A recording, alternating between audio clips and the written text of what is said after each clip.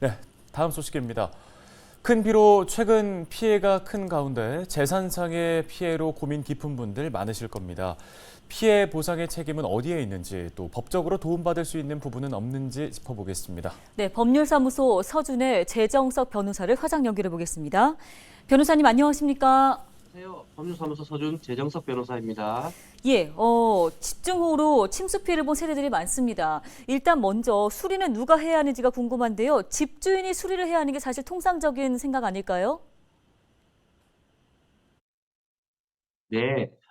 민법에 따라서 그 임대인, 주택 임대인은 목적물에 관해서 그 사용 수익에 필요한 상태를 유지해야 할 의무를 부담하므로 임대인이 빗물 침수에 따른 수리 의무를 부담하는 것이 원칙입니다. 다만 개별적인 상황에 따라서 세입자가 필요한 피해 예방 조치를 하였는지 여부가 수리 비용 분담 비율에 영향을 미칠 수 있습니다. 네, 비 피해는 주택만의 문제는 아닌 것 같습니다. 사실 침수차로 인한 고민도 깊은데요. 일부에서는 지자체나 건물주, 주차 관리 업체를 상대로 관련 책임을 묻기로 했다고 하는데 이런 경우에 주민들의 승소 가능성은 어느 정도로 보십니까? 그 문제는 이제 해당 차량이 주차되어 있던 그 주차 공간의 관리 상황에 따라서 달라질 수 있는 문제로 이렇게 생각이 됩니다.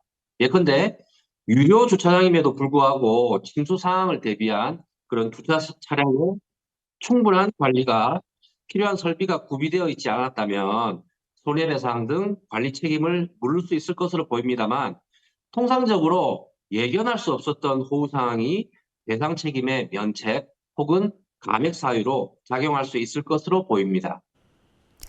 네, 이런 가운데 이번에 침수 피해를 본 차량들이 이제 한꺼번에 대거 중고차 시장으로 몰려들까 봐 좀 긴장감이 감도는 모습입니다.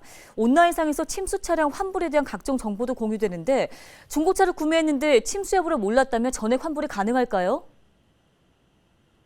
예. 단순히 어떤 차량 침수의 문제를 벗어나서 침수로 인해서 해당 차량의 정상적인 사용 수익이 불가능하거나 현저히 곤란한 상황이라면은 민법상 하자담보 책임의 법리에 따라서 차량 구매 계약을 해제하고 환불을 요청할 수도 있습니다.